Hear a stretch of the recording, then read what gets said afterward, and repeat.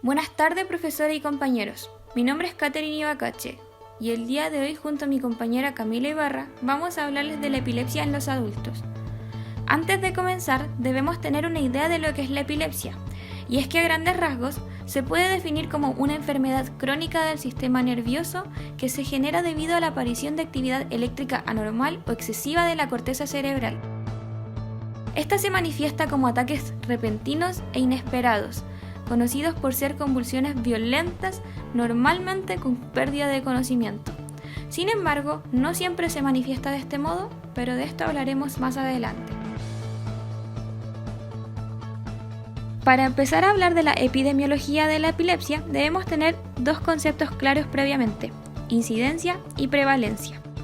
Incidencia es cuando se contabilizan los casos nuevos en un periodo de tiempo determinado, mientras que prevalencia son todos los casos existentes. Cuando hablamos de la epilepsia, hablamos de una patología que es más común de lo que se piensa, ya que esta afecta aproximadamente a 50 millones de personas alrededor del mundo, en donde se estima una incidencia en donde anualmente se diagnostican 50 casos por cada 100.000 habitantes, mientras que la prevalencia de la epilepsia activa oscila según los estudios entre un 0,4 y un 0,8% de la población general, lo que quiere decir que en algún momento determinado 8 de cada 1.000 personas padecen esta patología.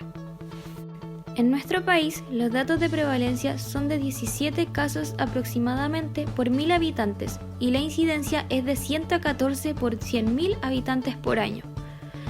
Los índices de incidencia, prevalencia y mortalidad de la epilepsia a nivel mundial no son uniformes y dependen de varios factores, por lo que debemos considerar que los datos siempre van actualizándose. Ahora si hablamos sobre la etiología de la epilepsia, esta al no tener una causa específica, su origen se determina como desconocido. Sin embargo, en la gran mayoría de las personas que tienen esta enfermedad, los factores que la atribuyen son, primeramente, por genética, o traumatismo en el cráneo como por ejemplo accidente automovilístico. Otro factor pueden ser enfermedades cerebrales como accidente cerebrovascular, tumores, entre otras.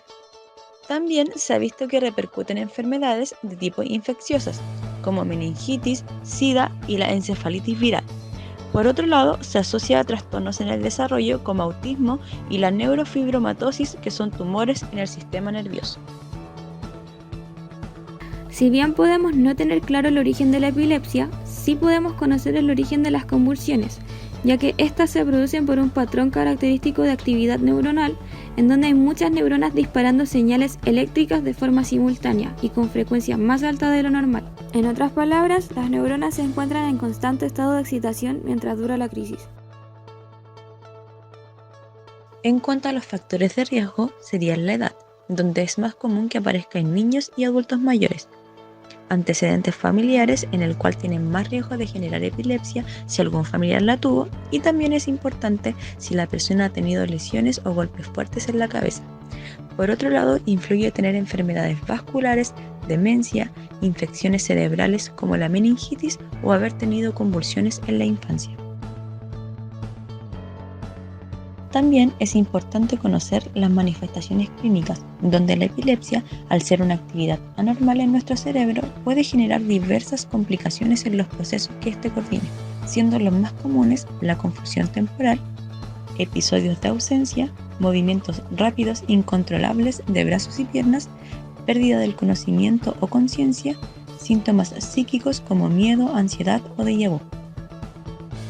Siempre debemos tener en cuenta que los síntomas pueden variar según los tipos de convulsión, donde generalmente la persona que tenga epilepsia tendrá el mismo tipo de convulsión en cada episodio, por lo que se espera que los síntomas sean similares los unos a los otros. Comúnmente se dividen en dos convulsiones, las focales o también llamadas parciales. Esta se basa en cuando una actividad eléctrica permanece solo en una zona del cerebro. Esta convulsión se divide en dos: convulsiones focales sin pérdida del conocimiento o antes llamadas convulsiones parciales simples. Como el nombre lo dice, no causan pérdida del conocimiento, pero sí pueden alterar las emociones o cambiar la manera en cómo se responde a los sentidos. También pueden provocar movimientos rápidos involuntarios de una parte del cuerpo, como un brazo o una pierna, y síntomas sensoriales espontáneos como hormigueo, mareos, entre otros. Por otro lado, están las convulsiones focales con alteración de la conciencia o antes llamadas convulsiones parciales complejas. Esta incluye pérdida del conocimiento en el momento en el que está ocurriendo esta convulsión, ocasionando que mires fijamente sin responder a tu entorno o realices movimientos repetitivos, como frotarte las manos, mascar, tragar o caminar en círculos. En las convulsiones focales es importante hacer la distinción y realizar exámenes pertinentes para hacer un diagnóstico, ya que suele confundirse con trastornos neurológicos como migraña, narcolepsia, trastornos mentales, entre otras. Por otro lado, están las convulsiones generalizadas. Esta se produce en todas las áreas del cerebro y en la cual existen 6 tipos. La crisis tónica, que causa rigidez muscular y generalmente afecta a los músculos de la espalda, brazos y piernas provocando caídas. La crisis atónica, o también conocida como convulsiones de caída, causan la pérdida del control muscular provocando un colapso repentino o caídas. También está la crisis clónica. Esta se asocia con movimientos musculares rápidos, repetitivos o rítmicos, que generalmente afectan el cuello, la cara y los brazos. La crisis mioclónica aparece con movimientos rápidos, breves, repentinos o sacudidas de brazos y piernas. Las crisis tónico-clónicas, o llamadas convulsiones de gran mal, son intensas y pueden causar pérdida abrupta del conocimiento, rigidez o sacudidas del cuerpo, y en ocasiones pérdida del control de la vejiga o mordedura de la lengua. Y por último, la crisis de ausencia, que se da más en niños y se caracteriza por generar episodios de mirada fija o provocando movimientos sutiles como el parpadeo. Estas pueden ocurrir en grupo y causar por corto tiempo pérdida del conocimiento. En cuanto a todo lo mencionado anteriormente, las complicaciones que pueden surgir al momento de tener convulsiones, tanto como para la persona y para su entorno, son caídas, ahogo, accidentes automovilísticos, complicaciones en el embarazo, problemas de salud emocional, entre otras. Estas dependerán del contexto en el cual se encuentre la persona que tenga esta patología. Cuando hablamos del diagnóstico de la epilepsia, este se basa en realizar diversas evaluaciones con el fin de llegar a un diagnóstico y determinar la causa. Para realizar esto se puede utilizar distintas evaluaciones como examen neurológico, viendo habilidades motoras, examinar comportamientos y ver función mental, o análisis de sangre con el objetivo de determinar enfermedades genéticas, presencia de infecciones, entre otras. También existen pruebas específicas para detectar anomalías en el cerebro, como por ejemplo, electroencefalograma. Este es el más frecuente para detectar la epilepsia y consiste en que los electrodos se fijan en el cuero cabelludo con una sustancia pastosa o una tapa y van registrando la actividad eléctrica del cerebro. En ocasiones también se pide realizar el electroencefalograma de alta intensidad, que puede ayudar al médico a determinar con mayor precisión qué áreas del cerebro se ven más afectadas por las convulsiones. Sin embargo, antes de realizar todo el diagnóstico, existen los criterios para ver si es aplicado, donde debemos saber un concepto clave para comprenderlo, el cual es crisis epilépticas no provocadas. Estas son aquellas en las que no existe una causa aguda. ¿Qué queremos decir con esto? Que no existen infecciones, intoxicaciones, traumatismos, etc. responsables de una crisis. Ahora, y teniendo en cuenta esta información, los criterios de diagnóstico que deben cumplir esta enfermedad son al menos uno de los siguientes: tener 2 crisis epilépticas no provocadas que ocurren con una diferencia superior a 24 horas, o solo una crisis epiléptica no provocada unido a una alta probabilidad de tener otra por la misma causa y que aparezcan más crisis durante los 10 años siguientes. También podría ser cuando se diagnostica un síndrome epiléptico.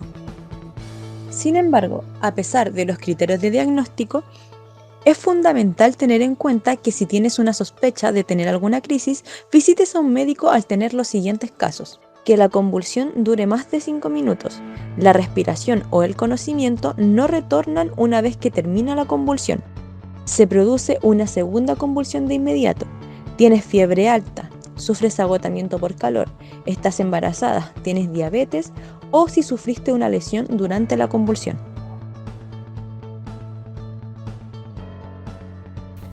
El diagnóstico y el tratamiento de la epilepsia son dos aspectos relacionados entre sí, pero no son iguales.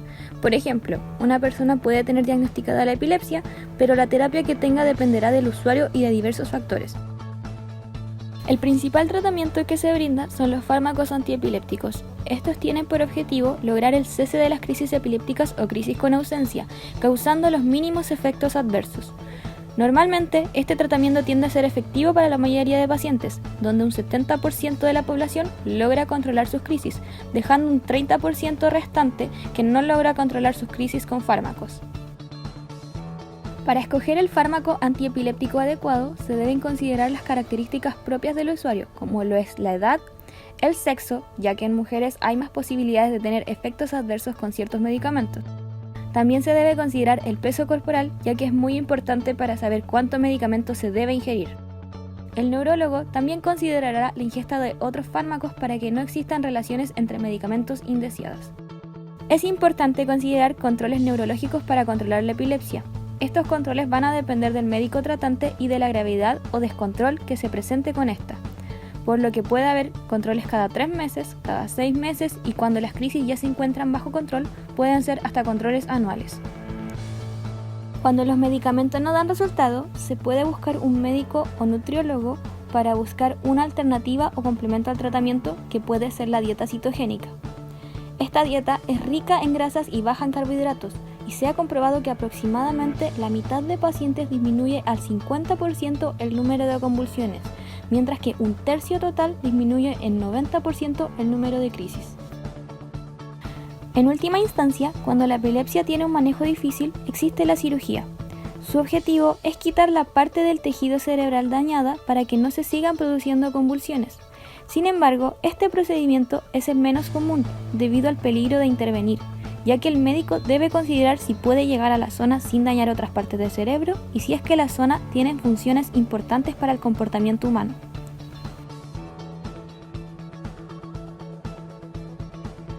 Cuando nos referimos al pronóstico, en general es bueno. El 70% de las personas con diagnóstico de epilepsia que se someten a tratamiento y se controlan constantemente pueden llevar una vida normal sin mayor dificultad. No obstante, esto siempre va a depender del tipo de epilepsia.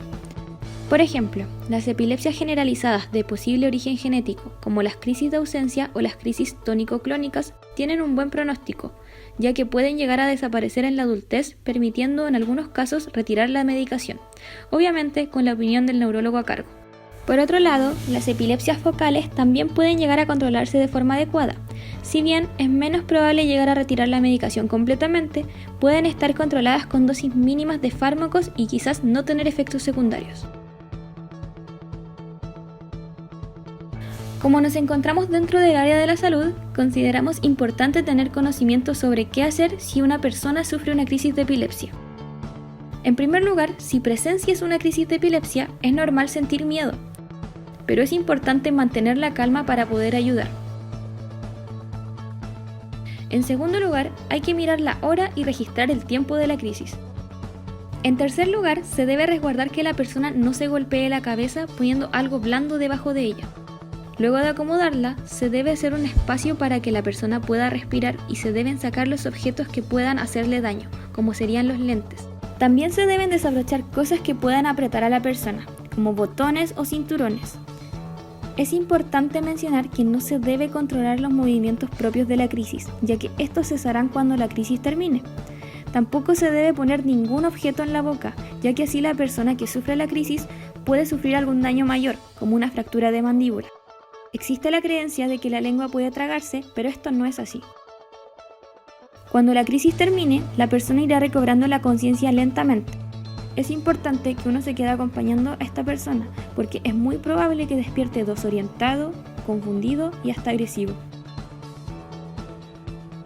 Si la crisis dura más de 5 minutos, es necesario que la persona reciba atención médica, por lo que se debe llamar al 131 o a un servicio de urgencias. Esta fue la presentación de Catherine Ibacache y Camila Ibarra. Muchas gracias por su atención.